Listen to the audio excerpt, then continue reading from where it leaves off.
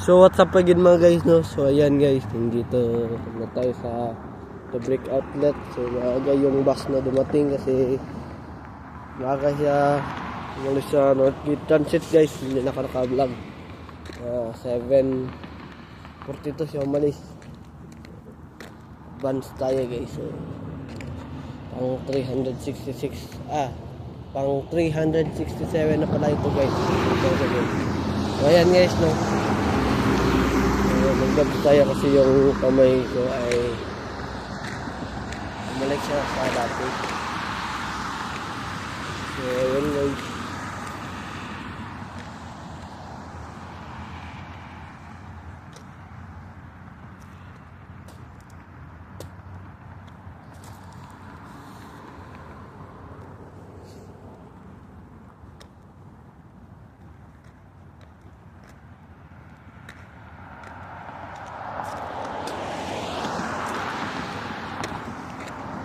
So mamaya guys, mag-gym tayo guys. So abang lang kayo. So siguro 2 hours tayo mamaya mag-gym kasi hanggang alas 8 pa yung mama ko sa Bonidon. So mga 9 pa siya makauwi. So ayan.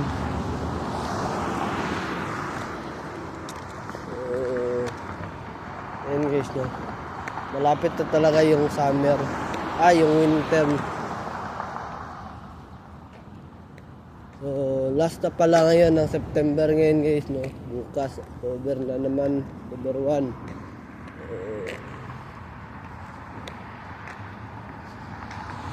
Bukas, wala akong pasok bukas. Wala akong pasok bukas guys. So,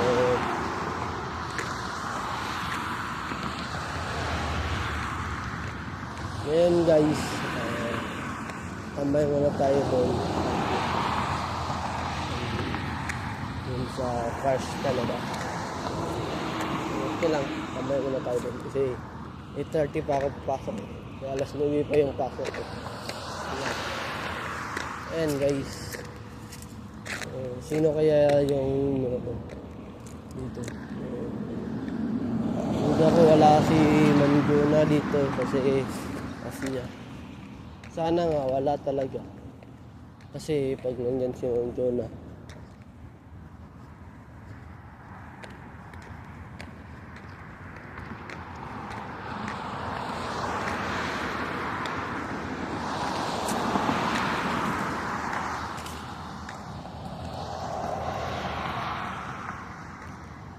sana hindi matanggal si Muhini sa Tini.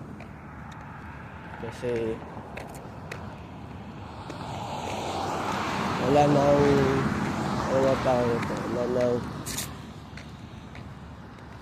employee na kung kumilos maganda yung bilos niya.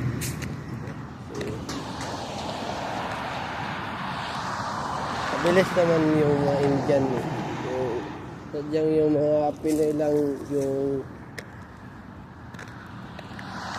may problema sa Indian. Ako may problema din ako sa Indian, pero hindi lahat ng Indian kasi hindi naman tayo perfecto. Minsan rin may magagawa tayong pasensya na guys, nabulol ako. Minsan rin may magawa tayong kasalanan, kailangan natin i-accept kasi tao lang din tayo. Wala namang perfecto dito eh. Ewan ko ba kung sino yung Pinoy, siya pa yung ganyan yung ugali. Pilipino nga naman upal, diba guys? So palagi niyang ano bang tawag nito, nakalimutan ko na yung term. Palagi niyang naaway si Muhini, wala namang nakagaya sa kanya yung tao. Buti hindi siya nagsabi ni ma'am na sana Pinoy na lang yung mga employee natin, puro Pinoy. Kung puro Pinoy, wala din mangyayari kasi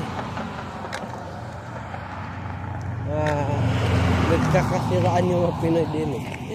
Diba? Mga Pinoy.